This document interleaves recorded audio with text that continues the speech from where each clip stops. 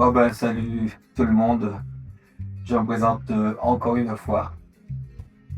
C'est Valérie Germani de la Martinique, bassiste, auteur, compositeur, pianiste à 16 heures, chef d'orchestre, Well Done Live.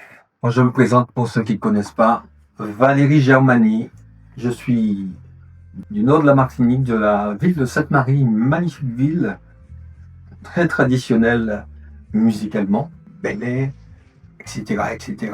Le Cheval-Bois, tout le monde connaît cette Marie pour sa qualité artistique et musicale. Donc je suis bassiste et originaire de cette magnifique ville.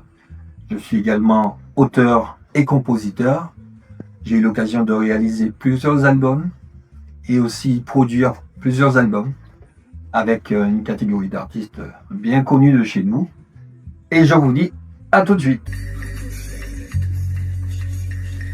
J'ai commencé la musique en 89, ça remonte à quelques années, dans le quartier dont j'étais originaire, à Sainte-Marie, avec un jeune groupe de quartier qui s'appelait Double Face à l'époque. On a commencé à toucher aux premières notes avec mon frère, Joël Gougy, que tout le monde connaît, qui chante également. Donc on a commencé avec le groupe Double Face, les premières notes, mais on n'avait pas encore la maîtrise réellement de la musique à l'époque. Comme on dit chez nous actuellement, on choquait. Donc les choses sérieuses sont arrivées. Joël est parti en métropole. En 90-91, j'ai fait mon service militaire. Et c'est pendant mon service militaire que j'ai rencontré d'autres musiciens, comme Gilbert Choisy, comme Adi Demetrius, qui a fait partie du groupe Fusion. J'ai rencontré notre regretté Landry Le Sieur, qui m'a donné accès à Joël Zabulon. Avec Joël, on a travaillé les premières maquettes. J'ai rencontré Valérie Odina, j'ai rencontré Olivier Odina, j'ai rencontré Véronique Caloc, j'ai rencontré Jocelyne Fèvre, Ghislaine Wanodo, pardon, pour l'oubli, tu m'excuses.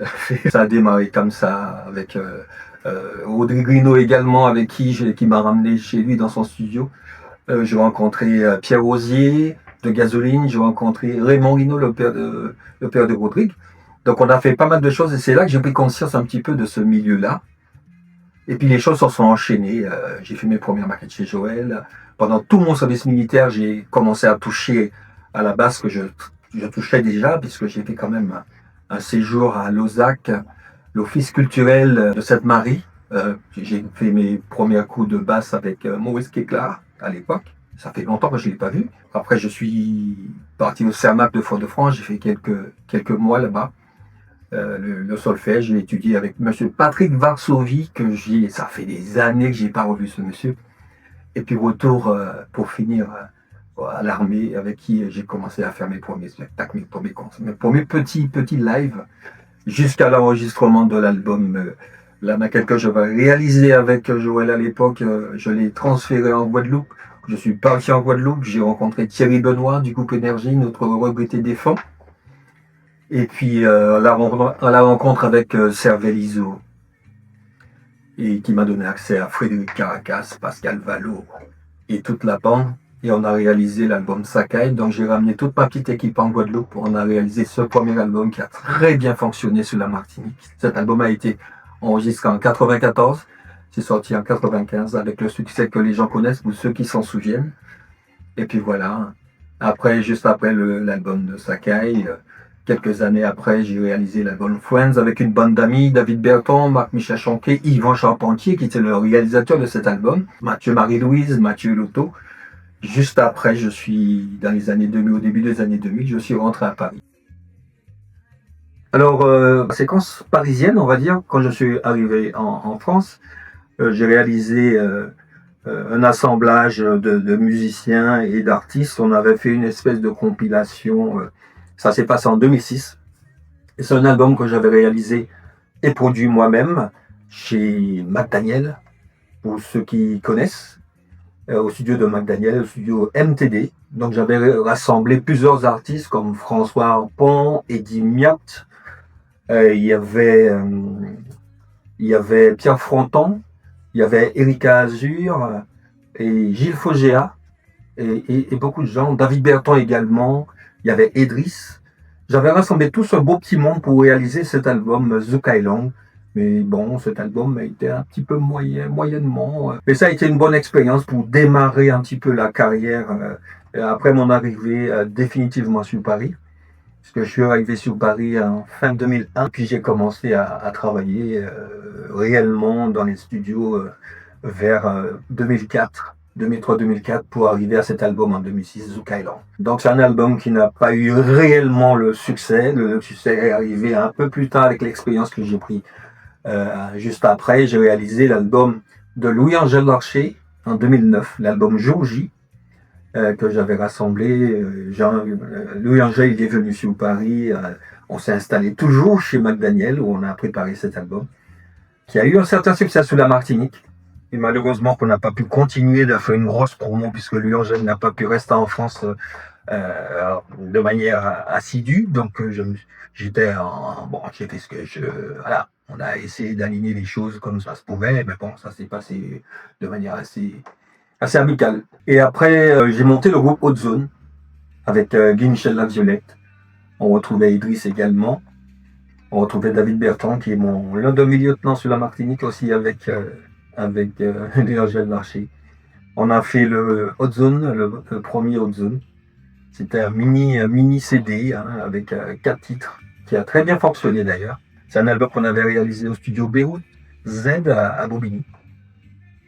Après, on a fait le deuxième Haute Zone c'est sorti en 2013 avec toute une autre équipe, Jean-Michel Jeanne-Rose, etc., etc. J'avais réalisé cet album une partie chez Luc Léandry. Ça a quand même eu un certain succès avec le titre After Work.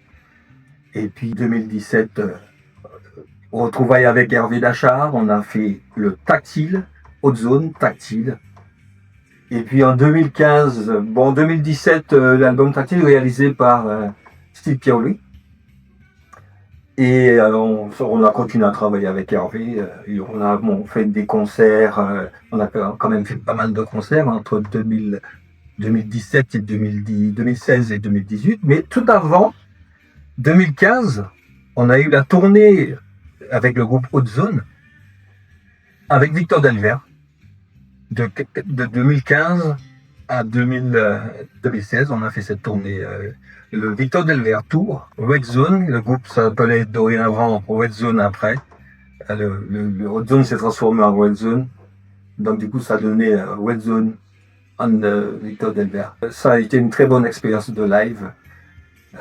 C'était une bonne expérience. Et c'est là que ça a pris un petit peu un certain virage.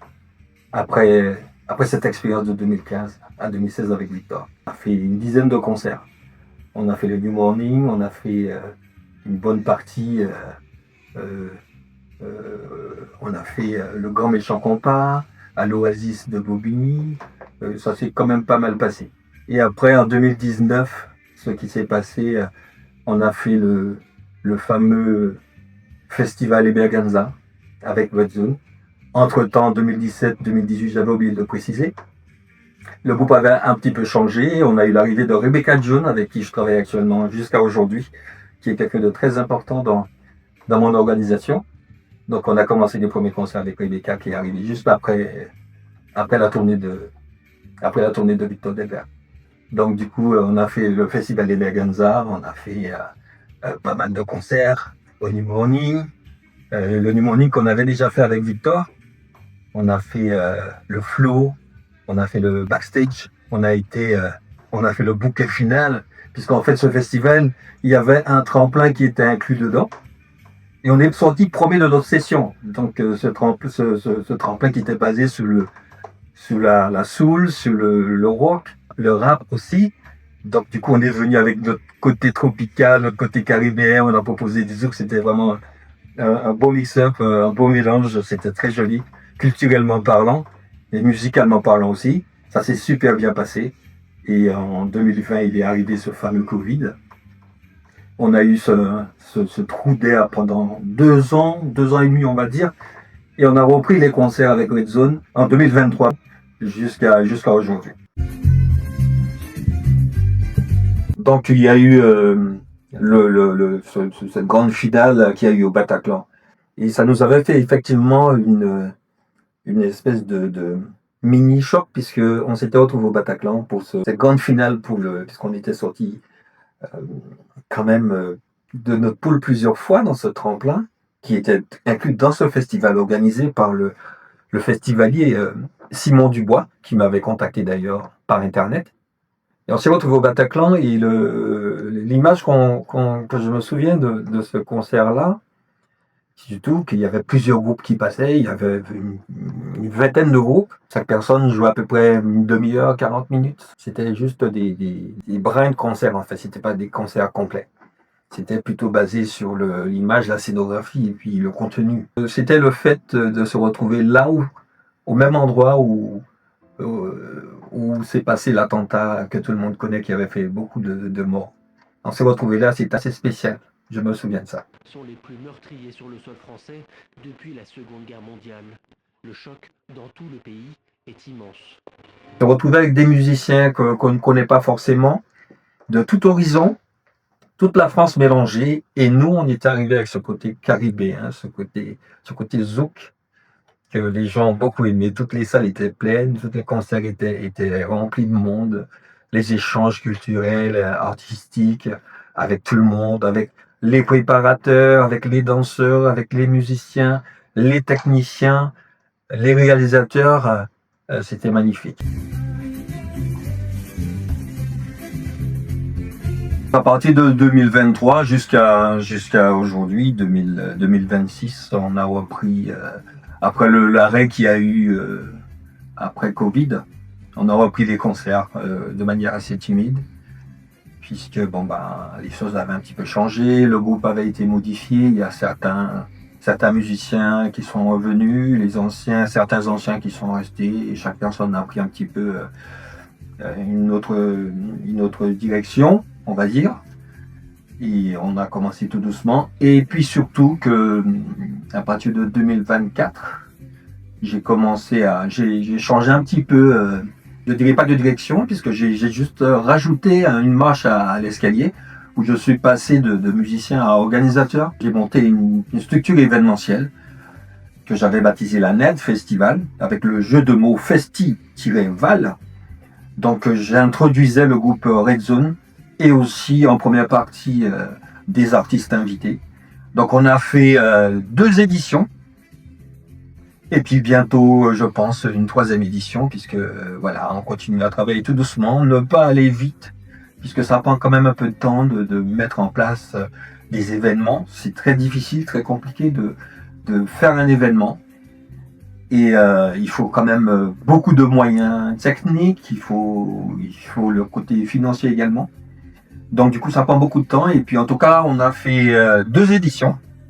La Net Festival, une où j'ai fait OLG Club, que je remercie d'ailleurs pour ce lieu.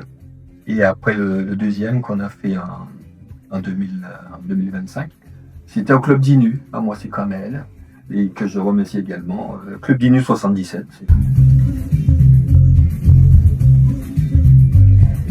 En 2025, j'ai rencontré un jeune artiste haïtien, auteur, compositeur et chanteur et guitariste, qui m'a été présenté par Rebecca, qui s'appelle Josué Emile, Mr Josué, avec qui je travaille actuellement. C'est un jeune pétri de talent, pétri de qualité, qui est un excellent auteur.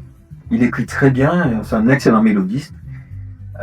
Il chante très bien. Vous aurez l'occasion d'écouter tout ce qu'il fait. On a déjà fait 2 concerts avec lui, notamment avec Red Zone, et aussi en full band, live comme ils disent dans le jargon haïtien. En tout cas, c'est un jeune très talentueux avec un mélange de zouk, un mélange de rap, un mélange de gouilla de compas. Et ça sonne extrêmement bien. La couleur, elle est magnifique. Et je invite tout le monde à suivre Mr Josué en full band et aussi avec le groupe Red Zone dont il fait désormais partie.